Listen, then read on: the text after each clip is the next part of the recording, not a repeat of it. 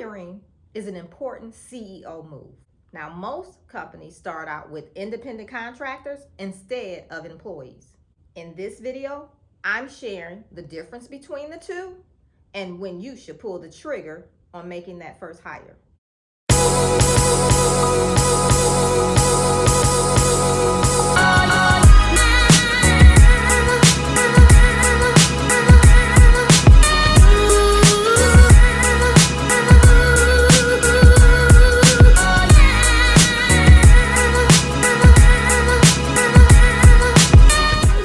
I'm Felicia.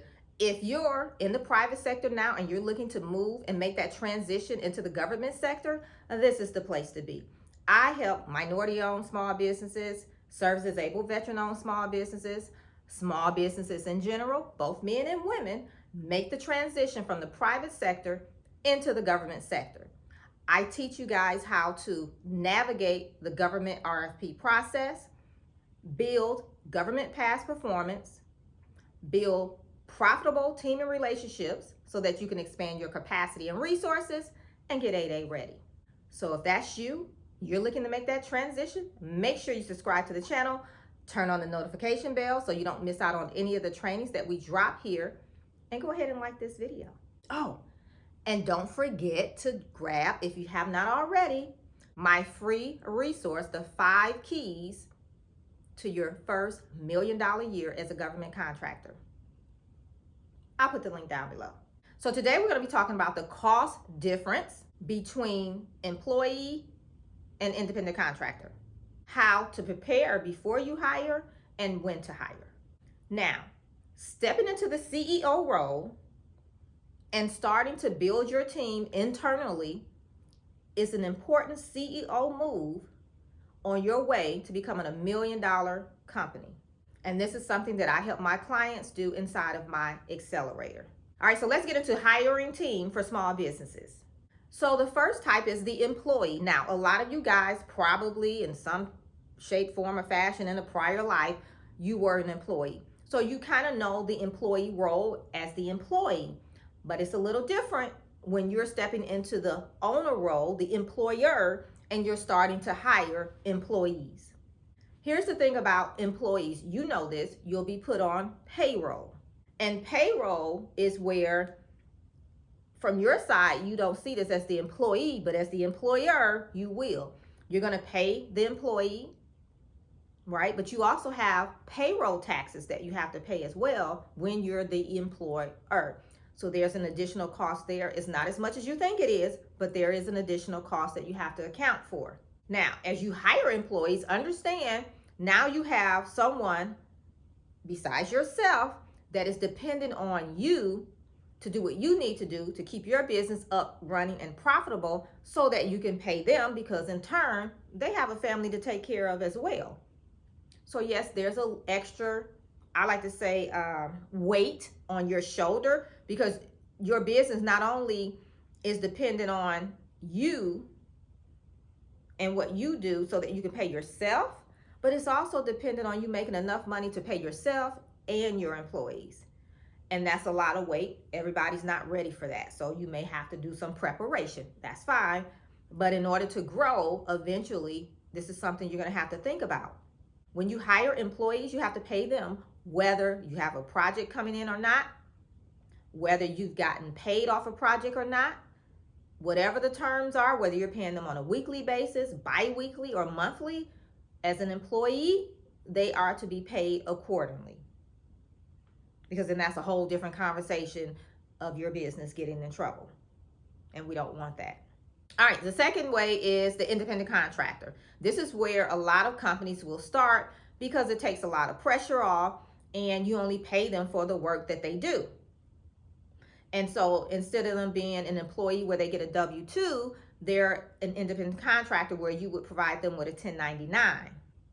But here's the downside. They may not always be available when you need them because you can't dictate when they show up to some degree, and you can't dictate, them having to sit there and wait whether you have work for them to do or not. So of course they're going to be out doing their own thing because they're a 1099 independent contractor. Independent meaning they can work for whoever they want to. And they can work for multiple people at one time if they want to. And so they get to set their own hours.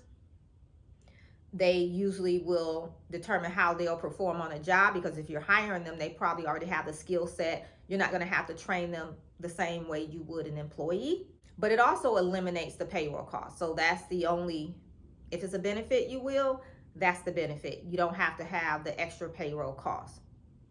So you have to do your pros and cons and decide which route you want to take. So I want you to comment below. What will your next hire be? Will it be an independent contractor or an employee? Let us know in the comments. Now, maybe most people start out hiring an independent contractor because they feel it cuts cost. So remember, there's an upside and a downside to that. And allow that to help you in determining which way you're going to go. Now, sometimes in your solicitation, they will tell you that you have to have so many employees on the project, which means you need employees. So they may actually tell you that. But if they don't tell you that, then you can determine which route you want to go to get the project done. Now, me personally, here's my story.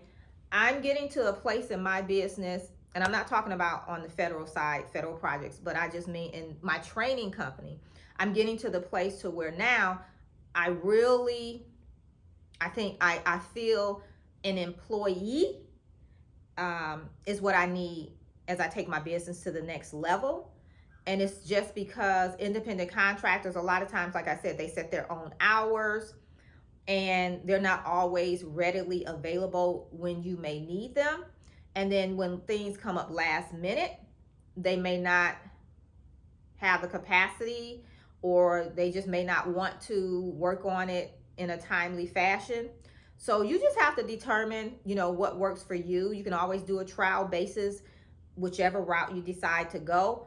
But I just know for me personally, moving forward, I am in the process, I think, to go to that next level as a training company. I need that right-hand person that's there when I need them all the time. So that's just my personal story. You decide what's best for you. So let's talk about when to hire. I don't believe hiring people and have them sitting around doing nothing. My motto is you hire them when you have a project to put them on. That way the project will pay the cost of them as an employee or independent contractor. So you don't want to have so in our construction company, here's how we look at it. If we have a bunch of people sitting in the office, they're burning money. Think about it. Construction happens out on the project. So we don't need a bunch of people sitting in an office doing anything. If they are, we're burning money. So we never like to have an office full of people, because it's like, okay, we don't have any projects going on, or not enough, or whatever. Or we have to look and say, okay, we might need to let some people go. So just be strategic in your hiring, and just make sure as you're hiring people, you have the work for them. And then that way, if you know your pricing and things like that, you'll cover them within that project.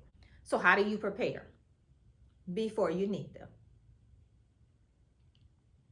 So I do want you to start preparing today. If your goal is to build $1 million company and get into those $1 million government contracts, you're going to need employees, independent contractors. You will probably use both, to be totally honest, and maybe subcontractors too. So you want to start building that database today. You can start collecting resumes and applications. Because here's the thing, just because you speak to somebody today and they're available, by the time you get a project that you want to put them on, they may have something else going on. So what are you going to do?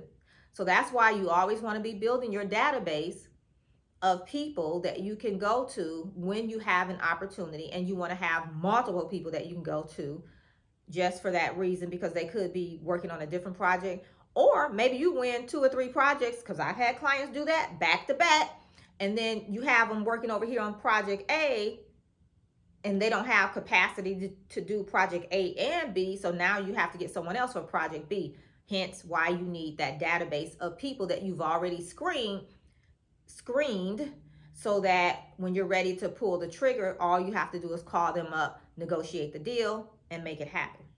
You can also As you're bidding contracts, you'll kind of know whether you'll need an employee or independent contractor, and you can start putting things in place as far as the interview process, talking to people. Again, don't pull the trigger until you're awarded the contract. Now, once you're awarded the contract, now you're ready to hire, and you don't have to rush through the process. I can tell you, remember I told you guys how I went from 23,000 to over 7 million in 18 months? I didn't do this. We weren't prepared. We weren't ready to hire. And so we had to ramp up really, really quickly. And that's not a good feeling. And sometimes you may miss things. And then you just may not get the best people or sometimes the right people. And so throughout the process, you may have to transfer people in and out, things like that. I'm telling you, it happens. So don't live my story. Make your own story and be prepared. Because I'm telling you, it can happen that fast. Who knew? I didn't think it would happen that fast, but it did in government contracting. And if it happened that fast for me, it's possible that it could happen that fast for you too. So there you have it, hiring team for your small business. So here's the thing, having to ramp up really, really quickly leaves room for mistakes. And you don't want that. Be proactive and get your hiring process in order. Now, in the past, you may have areas in your business where you've been reactive, but you know better, you do better. And so from here forward, just think, whatever things you need to put in place to get your business to $1 million a year and those $1 million government contract, be proactive. Start putting things in place. It doesn't mean you have to have everything or every person in place, but you know who you'll go to when you need it. I have a client right now that's bidding a contract and they're looking for vendors. And this is because they just joined my program, because we would have did this first. Okay. Phase 4 is partnering, team of relationships, and all of that. And even in phase 2, we talk about what your approach will be. So once we know your approach, we would have already started the proactive phase of who will we put in place, who will we hire, whether it's employees or independent contractors, once we start bidding these contracts. And so that's why it's very, very important to go through the 5 phases on the forefront, or even as you're going through the process, because sometimes gravy opportunities come while we're going through the phases. That's cool. But if you don't have the support to help you to ramp up really, really quickly and move through those phases, mistakes will happen. So at any rate, the first step is always knowing what you need to do, what needs to be done. Okay, whether you're hiring or as you're moving through the government process. And that's why I also have my 5 keys to building your $1 million a year as a government contractor. If you haven't grabbed it, you need to grab it. It's going to walk you through the 5 phases that I just mentioned, but also asking you some questions so that you can determine any deficiencies, any gaps you need to fill as you're moving into government contracting. And then if you want support with that, check out my accelerator program. I'll put the link in the description for that as well. Check it out. If you want me there with you as you're going through the process, the hand holding while you're bidding, as you're breaking down those solicitations, as you're writing your proposals, if you want someone that can help you through that process, making sure you're checking off all the boxes, crossing your T's, dotting those I's, check out the accelerator program. All right, and then I want you, again, share this out to 3 other companies that you know. 3 companies that you may want to partner with in the near future on government contracts. Why not bring them over, have them learning just as you're learning, so that you guys are on the same page when you're ready to start bidding these government contracts together, or however that deal looks like. And we talk about that in the accelerator as well.